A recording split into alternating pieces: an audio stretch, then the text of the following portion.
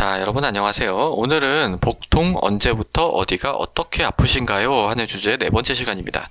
그러니까 이제 하나하나씩 다 얘기를 드렸어요. 그러니까 언제부터, 이거 1탄에서 말씀드렸고, 어디가 어떻게 이제 다 말씀을 드렸는데, 이제 이거랑 조금 연관이 돼 있는 것 중에서 다른 고려사항이 있어요. 그러니까, 이제 이렇게만 봐가지고는 복통을 제대로 평가할 수 없는 그런 경우가 많이 있다는 거죠. 그래서 오늘은 그 다른 고려사항에 대해서 말씀을 드리도록 하겠습니다.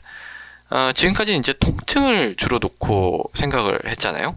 그러니까 이제 복통이 사실 통증이니까. 근데, 사실 복통에 대해서 너무 이렇게 자세하게 평가를 하다 보면 다른 증상을 놓치는 경우가 있어요. 그래서 그러기보다는, 다른 증상을 꼭 잘 확인하는 것이 중요합니다. 뭐 예를 들면은 이제 구역질이 난다든지 아니면은 구토를 한다든지 뭐 설사나 변비 같은 게 동반돼 있지는 않은지 아니면은 뭐 변에서 피가 나온다든지 아니면 검은색 변이 나온다든지 아니면 변 굵기 같은 게 이제 변한 이런 것들이 다 굉장히 중요한 어떤 지표입니다. 그러니까 복통보다도 오히려 이런 게 더 중요할 수도 있어요. 복통은 제가 굉장히 어렵다고 말씀을 드렸죠. 그렇기 때문에 다른 거가 하나라도 있어도 그런 게 이제 진단을 내리는데 굉장히 중요한 경우가 많습니다. 뭐 예를 들어 설사하고 변비가 뭐 왔다 갔다 하는데 그렇게 심하지 않은 복통이 만성적으로 지속된다 이러면은 사실 뭐 과민성 대장 이런 가능성이 높겠죠. 뭐 혈변이나 검은변 같은 경우는 당연히 위장관 출혈을 의심을 해야 되는 거고. 근데 이제 이걸 여쭤보지 않으면 얘기 안 하는 경우도 많습니다. 그러니까 복통으로 그냥 왔는데 뭐 혈변이나 검은변이 있으면 당연히 환자분이 먼저 얘기를 하실 것 같잖아요. 근데 그렇지 않은 경우도 많다는 거죠. 그러니까 변 색깔이 혹시 어땠습니까? 이렇게 한 번 정도는 물어볼 필요가 있다는 거죠. 그 다음에 이제 변 굵기 변화. 이거는 뭐 대장암의 증상이 되기도 하고. 그렇다고 뭐 모든 대장암 환자가 변 굵기 변화가 있는 것도 아니고 또 변 굵기 변화가 있다고 해서 반드시 대장암인 것도 아닙니다. 그렇기 때문에 이런 증상들도 다 한계가 있지만 그래도 같이 있으면 훨씬 좀 감별을 하는데 도움이 됩니다. 그 다음에 이제 제가 RUQ, 그러니까 오른쪽 윗배가 아픈 경우에는 간하고 담도 쪽을 생각을 해야 된다고 했죠. 그러면 이거에서 더 중요한 게 뭘까요? 이 간이랑 담도 쪽에서 제일 중요한 증상은 사실 황달입니다. 황달. 황달 있는 게 보는 게, 그러니까 오른쪽 윗배가 아프면 일단 황달부터 먼저 체크를 해보셔야 돼요. 황달이랑 동반되는 무슨 뭐 가려움증이 있다든지 아니면 소변이라든지 대변 색깔이 변하는지 이런 것도 같이 좀 확인을 해봐야 되겠죠. 그 다음에 이제 또 복통의 원인 중에 신장의 결석, 그러니까 콩팥에 돌이 있는 경우 아니면은 신우신염, 콩팥의 염증이죠. 아니면은 뭐 방광 쪽에 염증이 있다든지 이런 것도 있다고 했어요. 그럴 때는 당연히 우리가 소변 볼 때 뭐 아픈지 이런 소변 쪽의 증상을 알아봐야 되겠죠. 또 뭐 자주 보는지 평소에는 뭐 하루에 뭐 3-4번 봤었는데 막 10번 이상 보는지 아니면 소변에 피가 섞여 나오는 이런 것도 같이 좀 확인을 해볼 필요가 있습니다. 그 다음에 또 일반적인 어떤 증상들이 동반되지는 않는지 예를 들면 일단 뭐 발열 같은 거 열나지는 않는지 오한 춥고 뭐 덜덜 떨리고 그런 거죠. 아니면 체중이 빠지진 않는지 이런 증상들이 있으면은 이거는 어떤 전신 증상이라고 하거든요. 전신적으로 그러니까 병이 전신으로 좀 영향을 미친다 이런 뜻이기 때문에 그런 거를 같이 확인해 보는 것도 중요합니다. 뭐 당연한 건데요.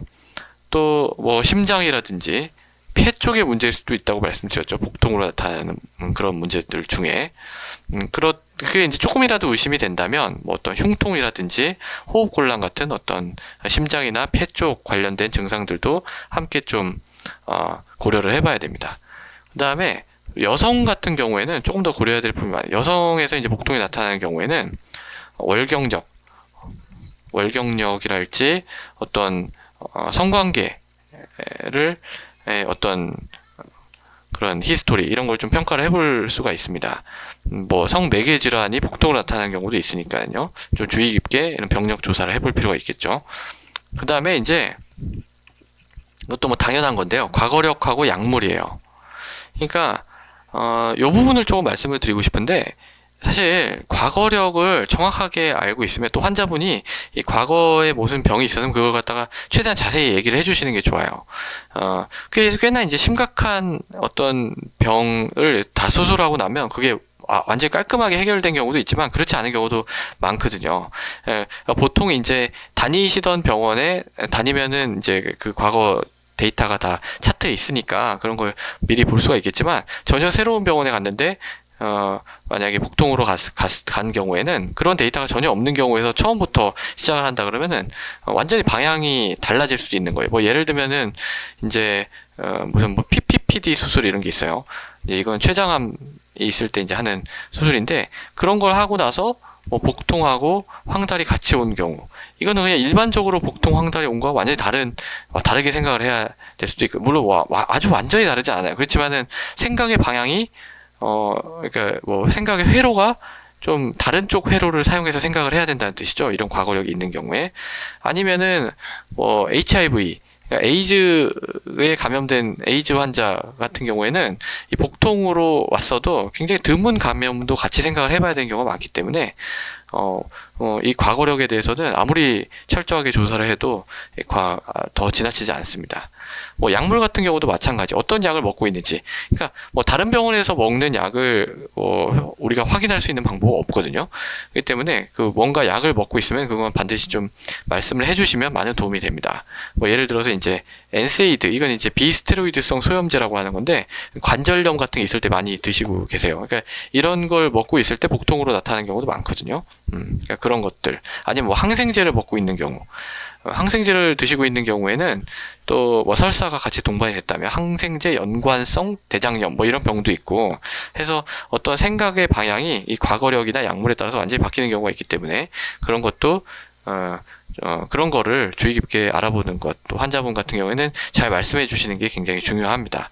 또 이제 가장 기본적인 건데 음주를 얼마나 하는지, 뭐 가족분들 중에서 뭐 특별한 이 복부 쪽에 병이 있었던 분이 있는지, 아니면 뭐 어디 여행 갔다 왔는지, 하다못해 뭐 여행 가서 잔디밭에 누워 있어서 뭐 진드기 같은 거 물릴 수도 있는 거죠. 그러니까 잔디밭에 누워 있어요. 이런 것도 이제 굉장히 중요해요. 근데 의사가 이게 환자 보는 시간이 정해져 있잖아요. 물론 뭐 아주 자세히 보면 좋지만 뭐 현실적으로 그럴 수 없는 형편이기 때문에 뭐 술, 가족력, 여행력, 뭐 잔디밭에 누워있어 이런 거를 다 확인할 수는 없어요. 그러니까 좀 뭔가 특별한 생활상의 변화라든지 그런 이벤트가 있었던 경우에는 그냥 말씀을 해주시는 게 좀 도움이 됩니다.